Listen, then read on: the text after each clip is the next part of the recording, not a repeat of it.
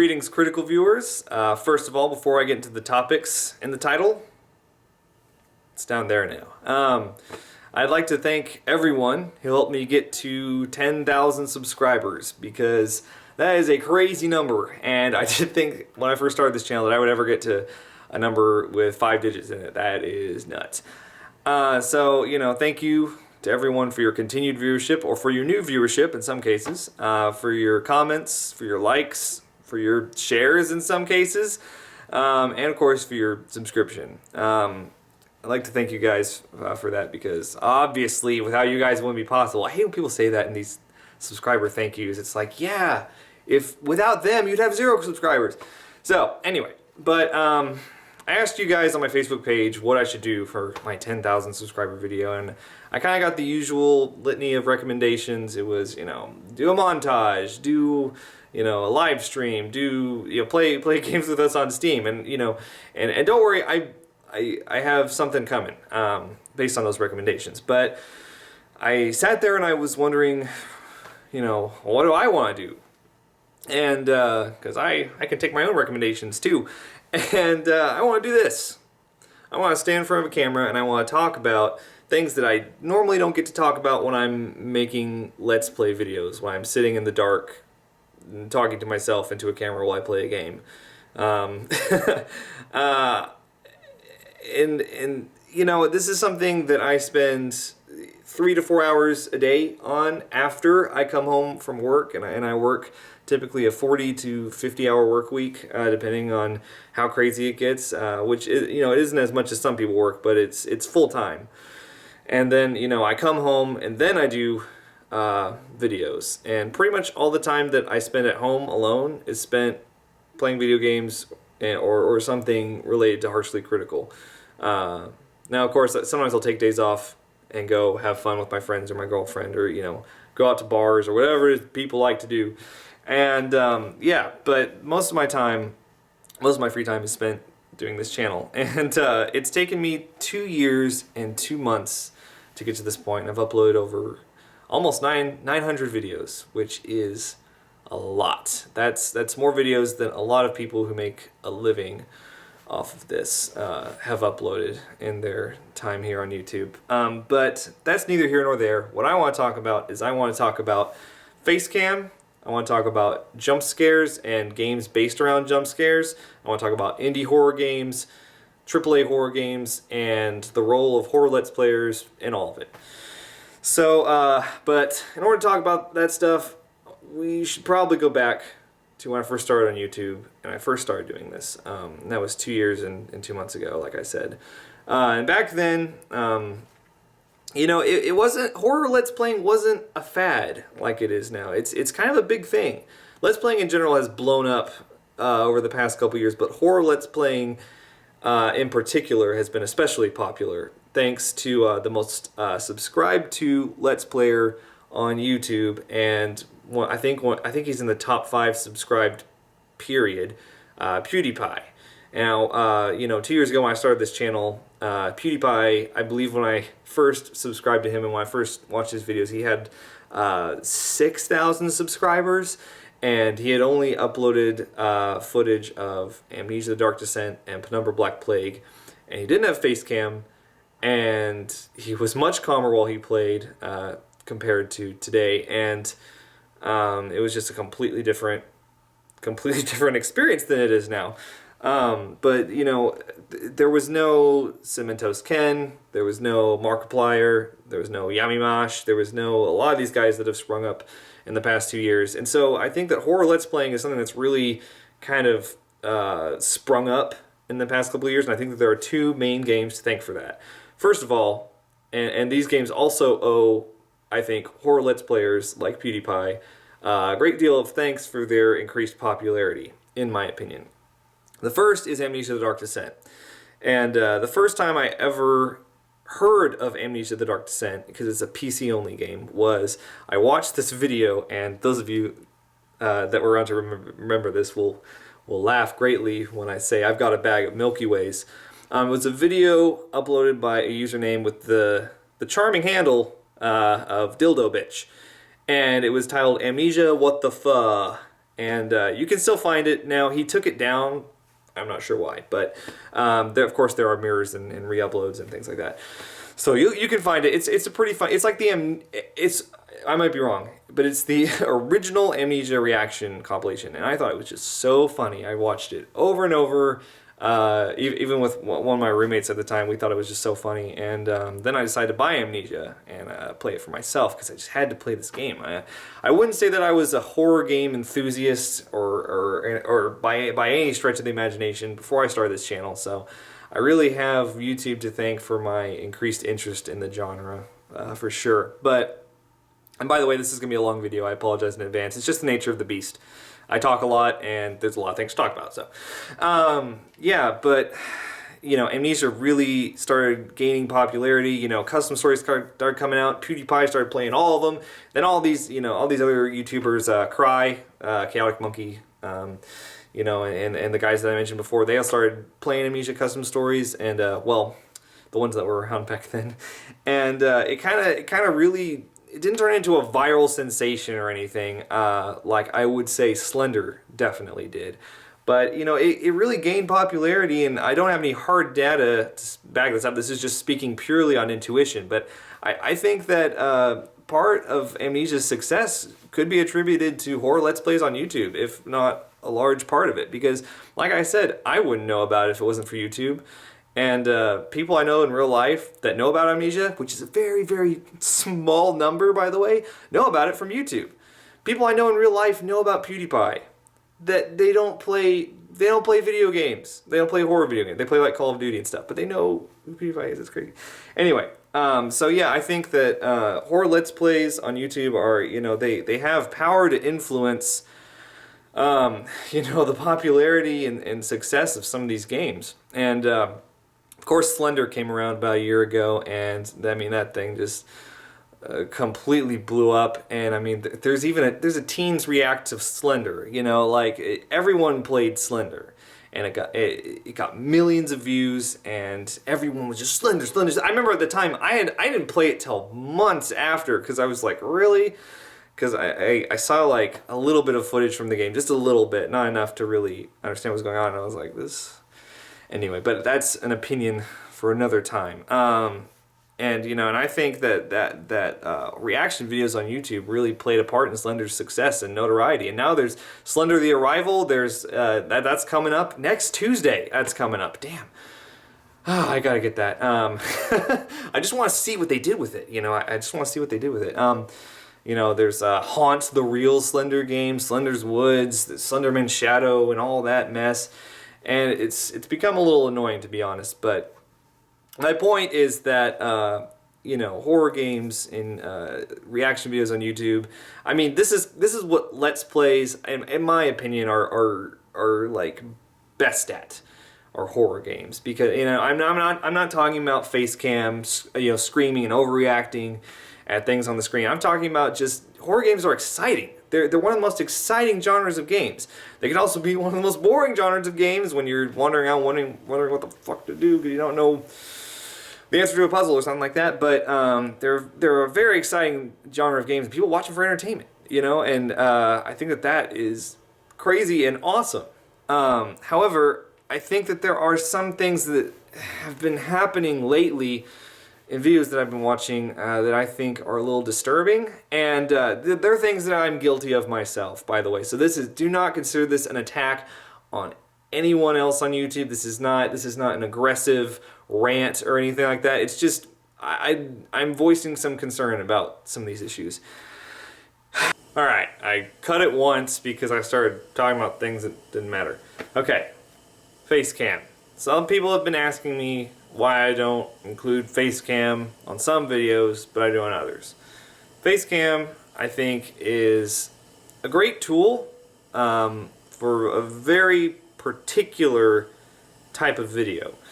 Now, if you're playing a game like Slender, if you're playing a game like Illusion Ghost Killer or Jeff the Killer, or some of these other jumpscare-centric games, I think that Facecam can help glean some entertainment from an otherwise limited entertainment pool. from that game. You know, putting Facecam up into the left and seeing your reaction, seeing your face when something pops up and surprises you. You know, I think that's the use of Facecam. Throwing Facecam up on games like Amnesia, One Late Night. If you haven't played One Late Night, it's great. And other more atmospheric horror games, I feel is a waste, because the reason why it works with jump scare games is because jump scares are about you. They're not about the game. When something pops up and surprises you, it's all about, did you see that? Did you see the look on my face? And all that stuff. And so I think Facecam is appropriate for things like that. Because I, for one, think that jump scares are hollow. I think that they're it's very shallow horror. I know it's what a lot of people these days seem to think of as synonymous with horror, is a jump scare. And I've heard people say things like, I'm looking for an Amnesia custom story with lots of jump scares. I'm looking for a game with some good jump scares. And you know, they'll be playing the games and they'll say, please, no jump scares. And to me, it's just completely nonsensical. Because a jump scare is surprising. Okay, question 1. Do you have friends? Okay, then that means that you've had friends who have jumped out at some point from behind a door, from behind a couch, out of a closet, and you know, something like that, and they've scared you. They surprised you. They came out unexpectedly, and if they were accompanied by a loud, jarring noise, then you'd probably jump even higher and scream even louder. And that makes for great entertainment. But it is not what I consider to be horror. And I think that lately, now more than ever, jump scare-centric games have taken the place in the spotlight instead of atmospheric brilliance. And you know, you can really tell when a game that I think is great. You know, I'll use this as an example. One Late Night. I think that game is great. It's very atmospheric. It's very much based on, you know, there's some jump scary parts, but it's based mainly around an unsettling atmosphere and immersion and things like that, which I think are all the greatest strengths of horror games. You compare that with a game like Jeff the Killer, which is a terrible game. It's honestly awful. And you know, I played it recently, and you know, I just play these games blindly. People recommend them to me. I download them, and then I throw them up immediately, and I record, and usually I just upload because I don't want that time to go to waste. But you know, it's everyone knows about. I feel like those games get more views, and I understand that this is YouTube and it's primarily for entertainment. I don't know who is running that water, but it's driving me crazy. That's what I get for recording near my bathroom, though. I just wanted the hallway. That's all. It's nice. Anyway, so I lost my train of thought. Thanks a lot. I hope the shower was worth it. I hope it's a great shower. Anyway, so what was I saying? Yeah, and I understand this is YouTube and people are on here. You know, they're here to see. Did you see his face? They're not here to say, "Oh, I'm scared too." You know, I don't know if that's not a very good explanation, but that's the gist of it. And so people have asked me, you know, why don't you throw up Facecam? And I thought it might be good to explain in video why it is that I don't do that. First of all, I feel like it's inappropriate for games that aren't centric around, you know, surprise, and they're not centric around facial expressions and reactions like that. Second of all, I think that putting your face up in the corner is disrespectful to the game, especially if you're playing an indie game by either, you know, a lone developer, or, you know, it's a paid game that, you know, they need to sell. You know, I feel like, you know, if you're gonna upload a video like that, you should pay proper respect to the game. And I've been guilty of totally not doing this. I mean, I've even more egregious than the face cam thing is when I think when people put their scared face on a custom thumbnail, or, you know, and anyway, but I have done that as well. I have done that. If you want proof, go to the description and scroll down to the gray playlist, because I plastered my face all over those custom thumbnails. That's the only time I've done it, but I take solace in the fact that gray was an awful mod, in my opinion. So, I don't really feel too bad about it. Anyways, I think because when you put up Facecam, it's no longer about the game. The game is not the complete and total center of attention in the video. You brought yourself into it. And I think that a lot of times, you make yourself the spotlight, because when something scary happens, you're up in the top corner freaking out. And yeah, it's funny to watch, but I mean, if it's a really great game, if it's a really atmospheric, just brilliant game like Amnesia, I think that it should be left to its own devices. And I've noticed that the main reason why I get so disturbed about this is like, it would be one thing if just some people did it, but now everyone's doing it because everybody's trying to make it. And I look at a lot of smaller channels today, and a lot of them have Facecam. And I think it's because they think that they need it in order to get subs, to get views, to get out there. And I think that that's sad. You know, and it's a problem that's embodied every time that I get a comment. Why don't you use Facecam? Well, you should use Facecam. Where's the Facecam? And you know, I'm not mad about getting comments like that. I'm not attacking the people who leave those comments. But it just enforces this mandatory, unnecessary, and frankly detracting aspect that people have been adding to these videos. And I feel like people are just doing it out of habit now. It's like, well, I want to make a YouTube channel. Well, I want to play scary games. Well, I've got to have Facecam. No, you don't. And, you know, I think that Chaotic Monkey Cry is a prime example of that. Never use Facecam on any video. He's just, it's purely, and he doesn't even play like jump scare games.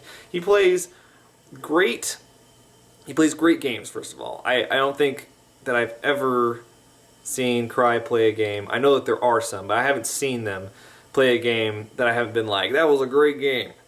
He's got, you know, great choice in games, and Cry is the type of Let's Player that I would love to be like someday. And, you know, he's pretty big. I know that he's done some videos with PewDiePie, and that obviously helped a lot. But, you know, his viewership is based mainly around just providing great commentary and playing entertaining, for the most part, pretty scary games that are good. And, you know, I think that he's a prime example of, you know, you can not that I'm trying to make this an issue of integrity, because this is YouTube. This is entertainment. This is fun. Most of us are doing this for free. You know, we're providing free entertainment, and we're not really getting much back from it. But yeah, so you can't really make this about integrity, or, you know, I don't know. I know a lot of people kind of rage about Facecam sometimes, or rage about like, this jump scare game is terrible, and I'm guilty of doing that too sometimes. But you know, it's really not an issue of like, you know, that guy has Facecam, he only plays jump scare maps, no integrity. That's not what I'm saying at all. I'm not trying to say that at all. I'm trying to communicate my views on the subjects and where I want to go with this channel. And like I said, I know I've been guilty of egregious transgressions in both of those departments. But I really think that horror Let's Plays on YouTube have the unique chance to influence where the horror genre goes. Because, I mean, like I think I said this before, I don't know, because I just cut out like 20 minutes of ranting. So, I think I said this. Horror, I wouldn't say it was a dying genre before, you know, horror Let's Plays and Amnesia, The Dark Descent and all that stuff came along, but it was a pretty stagnant genre. You had your major players. You had Silent Hill, Resident Evil, Fatal Frame, I guess, you know, and you had like those major AAA, Dead Space came in there and shook things up a little bit. You had those major AAA horror titles. And, you know, they're going on like their 8th sequel, not really, but, you know. And it was just kind of more of the same, and I think things were stagnant for a long time, and now things are all fresh with these cool new indie games. You know, the SCP Containment Breach, you know, although it has, you know, its fair share of jump scares, it's a really great game, and it's in alpha. You know, and I think that a lot of these new indie games that crop up, they're being given a great chance for some popularity and publicity that they wouldn't have gotten 2 years ago. Thanks to horror Let's Playing on YouTube. And, you know, not to act all self-important like we're giving them a chance. Or I'm not trying to say anything like that. I'm just saying that, what am I trying to say? I'm trying to say that, you know, Let's Players in the specific genre of horror on YouTube have a unique chance to influence where this genre goes, because I think it's going to go the way that the indie games go.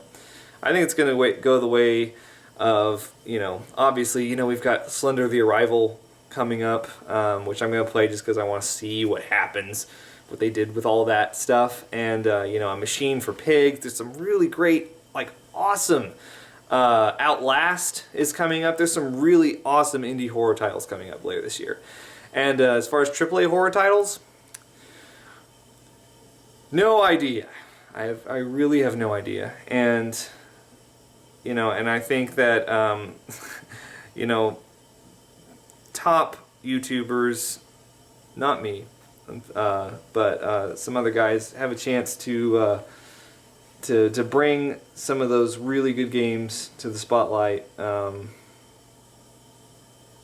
And I'd really like to see this genre flourish, and I really care about this channel and this style of videos, so I thought I'd make a video talking about it. Yeah. I guess that's about it. I'll edit this video together and make sure that I didn't say the same thing twice anywhere. If you enjoyed this video, like it, and yeah, I will see you guys later. We'll get back to games, promise.